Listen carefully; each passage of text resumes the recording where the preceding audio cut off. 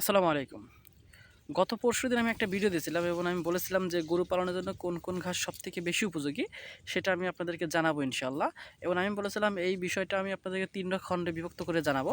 এবং প্রথম পর্যায়ে আমি আপনাদেরকে নেপিয়ার ঘাস দেখিয়েছিলাম এবং বলেছিলাম যে দ্বিতীয় পর্বে আমি আপনাদেরকে ড্যামা ঘাস দেখাবো। আজকে সেই জন্যই চলে এসেছি আমাদের ড্যামা খেতে। এটা হচ্ছে আমাদের ড্যামা ঘাসের একটা ক্ষেত। এটা প্রায় ৩০% একটা জমি। সম্পূর্ণটাই দেখতেছেন ড্যামা। আমার পিছনে যে ঘাসগুলো দেখতেছেন এগুলো সম্পূর্ণ ড্যামা ঘাস। এগুলোও কিন্তু ওই নেপিয়ার ঘাসের মতোই সেম, একটু পার্থক্য আছে। নেপিয়ার ঘাসের পাতাতে পাতা দেখিয়েছিলাম যে পাতাগুলোতে নেপিয়ার ঘাসে একটা ধার থাকে, বনের মতো একটা ধার থাকে, প্রচুর ধার। কিন্তু ড্যামা ঘাসের ক্ষেত্রে এই জিনিসটা নেই। ড্যামা ঘাসের ক্ষেত্রে এই জিনিসটা হয় না। ড্যামা ঘাসটা কিন্তু পাতাটা ধার না, এটা নরম। এই পাতাটা হাত কাটে না, পাতাটা অনেক সুন্দর।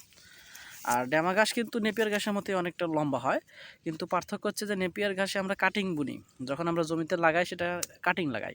আর এই ড্যামা ঘাস যখন আমরা লাগাই তখন এটা কিন্তু বীজ লাগাইতে হয়। আমার পিছনে যেটা দেখতেছেন এটা কিন্তু খুব ভালো কোম্পানি একটা বীজ, এটা সিনজেন্টার একটা বীজ, খুব ভালো।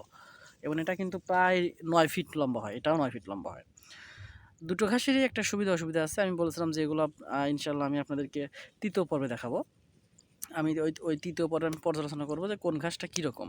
আজকে শুধু আপনাদেরকে এই ঘাসগুলো একটু দেখাবো ইনশাল্লাহ। আমি যদি আপনাদেরকে আরেকটু ক্লোজ করে দেখাই তাহলে বুঝতে পারবেন যে নেপিয়ার ঘাসটা যেটা ছিল ওটা কিন্তু এগুলোর থেকে অনেকটা মোটা ছিল। এই ঘাসগুলোর থেকে কিন্তু নেপিয়ারটা অনেক মোটা ছিল, কিন্তু এগুলো কিন্তু অতটা মোটা না। আর নেপিয়ার ঘাসটা ছিল হচ্ছে আপনার অনেকটা ছোপ আকারে, অনেকটা বনের মতো ছোপ আকারে।